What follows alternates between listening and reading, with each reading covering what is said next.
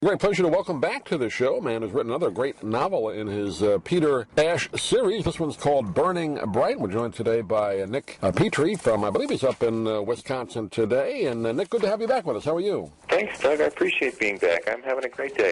Well, I think we talked to you last spring or summer when the previous book came out, so congratulations on that. And right back with another Peter Ash novel. So it's working well, isn't he, that character?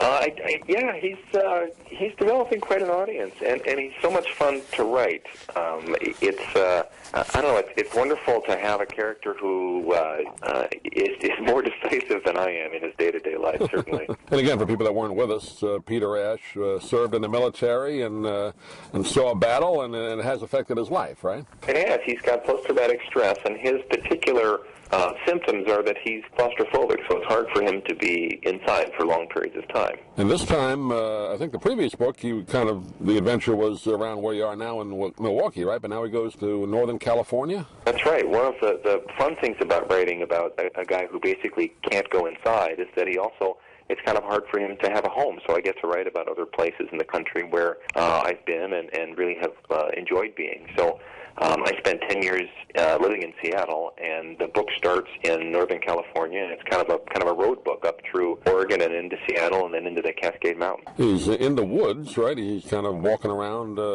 there, and I don't want to give too much away, but he runs into a situation, I guess, what is it, like a rope hanging down? Yeah, the book starts in the redwoods, and he's hiking, and he gets chased up a little redwood sapling by a hungry bear, and he has to spend the night in the tree because the bear camps out beneath the tree. And he wakes up, and he's cold, and he's wet, and he's tired, and he decides to climb up toward the sun, and this little sapling only gets him up 40 or 50 feet, but he looks over, and he sees a rope hanging down from this giant redwood, and he just sort of says, hey, what am I waiting for? And he climbs up the rope, and at the top of the tree, he meets a woman on the run who needs his help, and that's how things get rolling. That's where the fun begins. Absolutely. And this woman, I'm not giving too much away here, but she's a reporter, right? Investigative reporter. So she's stumbled on something that's dangerous, right? She has. Her mom is a researcher at Stanford and is developing a piece of software that has turned out to be very valuable. And so people are chasing June, trying to get a hold of this algorithm, and Peter is enlisted to protect her. Yeah, she runs into, the story deals with, it's kind of a spy novel in a sense, right? A military spy novel. Well, it's a little bit of a spy novel and sort of it's almost a little bit of a sci-fi novel in a way. There's this, one of the things about writing about Northern California and the Northwest, which is, it's our tech capital here in the U.S. So it was an excuse to write about, experimental technologies. But the funniest part about this is that I started writing about technologies that I thought were, years in the future that were just being developed in my book. And by the time I'd gotten to the end of the book, it turned out that a couple of things that I had really thought were just kind of in my imagination are actually in development out in the world. Wow. So it's kind of crazy. Do you do research on the technology just to kind of keep it somewhat accurate, or can you make up something totally out of the blue when you do that?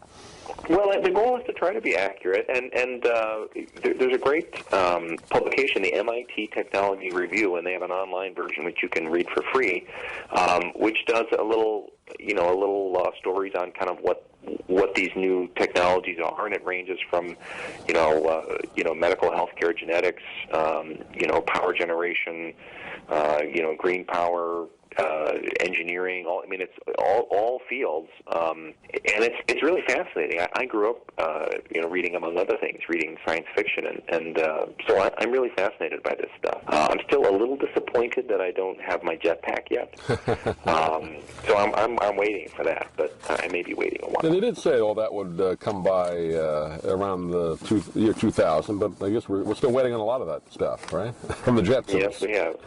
Well, predicting the future is a hard thing to do, I guess. Yeah. But Star Trek, if you're a fan of that show, the communicators, basically that's what the cell phone was. They had CDs and DVDs on Star Trek that, turned into that later. So a lot of that stuff came true. sure. We're all carrying supercomputers in our pockets. It's kind of crazy. Yeah. We'll talk a little bit about the character Peter Ash. The previous book, I should mention, was The Drifter, which did very well.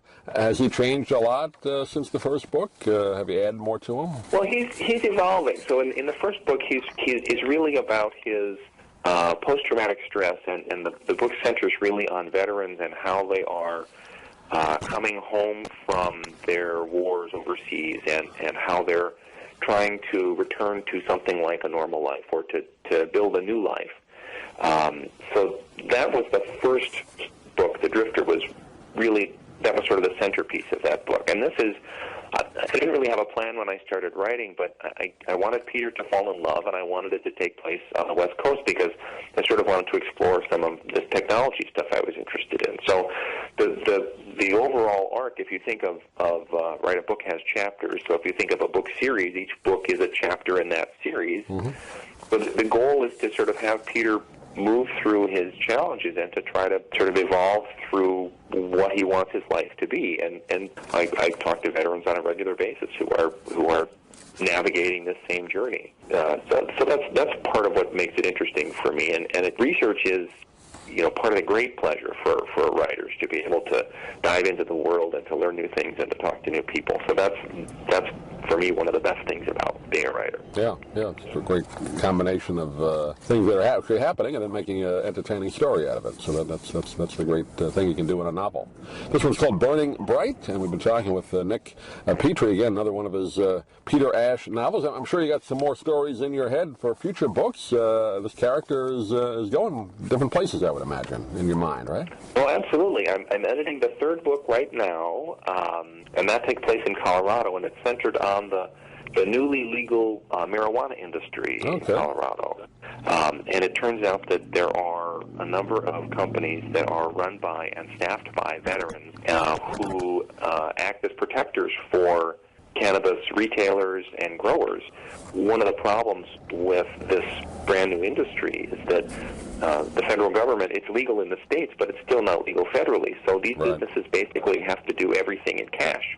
They have to pay their taxes in cash. They do payroll in cash. Everything comes in cash. Everything goes out in cash. And they can't use a bank because the feds will crack down on a bank that is knowingly doing business with drug dealers, which is how the federal government still considers this entirely state legal enterprise to be. So I got turned on to this by a newspaper story about a veteran-owned company who are basically acting as armed guards and moving money from one place to another. So to me, that was another kind of fun chapter in this story. Is here's something else that veterans are doing to start their lives back up again. And it was a chance to tell some exciting stories because you've got money and guns and drugs. So, hey, what could possibly go wrong? Right. Well, look forward to talking to you when that comes out. That'll be later this year, I guess, right? Somewhere fall?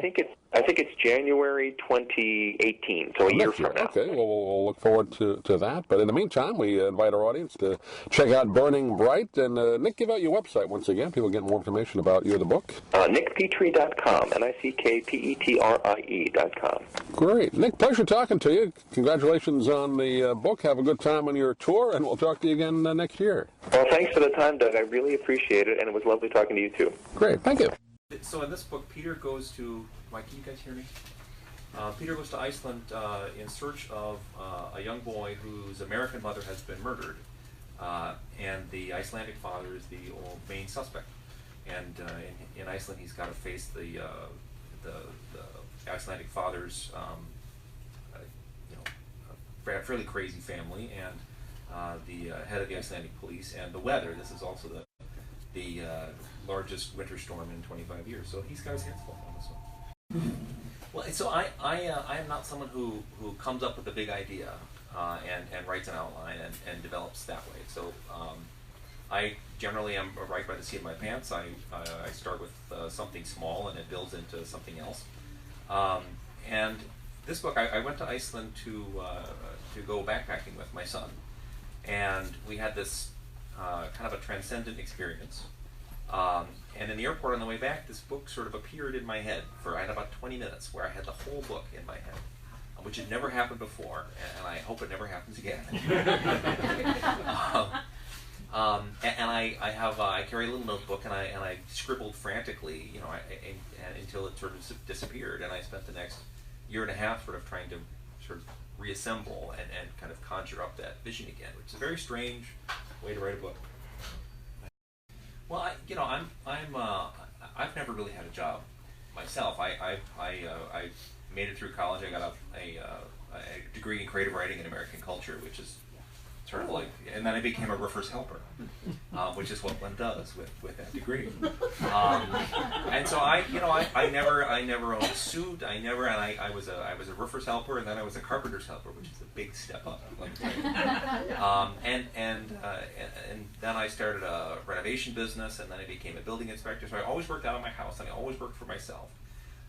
And so I have no idea how to write a character inside an organization, because I have never lived in an organization. So, in part that's why Peter is the way he is, because I could never write a police procedural, because I can't do an office. I've never lived that life. The amount of research would be just painful. I'd have to get a job. I could see that discipline would be your enemy. And no wonder you're a pantser. And to me, that's how my brain works. Is there something I've read that will just sort of roam around up there and show up as something else. And so I didn't say, now let's see, what are the characteristics of a guy, because I want to write these kind of books. I was writing about a guy who was kind of lost. And that the military background was a way to make him really lost, and to really be sort of damaged. Well, to me that's one of the things that I didn't think about when I started the series, but talking to readers who are veterans about kind of their experience, it's become really important to me to sort of show that journey, right? That I know people who were in Vietnam and have post-traumatic stress and have had it for 50 plus years, and it is still with them every day. And to sort of have a conversation through stories with those people, it's a really interesting kind of conversation, and I do feel a certain sort of obligation to sort of show Peter living through those moments that some of those readers have lived through. I don't take their stories and put them on the page, but it's those kinds of moments that people have, and I think that's part of what makes it powerful. Well, you certainly did. I'm never going to recover from your second book. I think that's one of the truly best. Burning Bright has one of the greatest opening action scenes ever. I'm waiting for Daniel Craig. That would be great. I'd sign him up. You'd be okay with that? Yeah.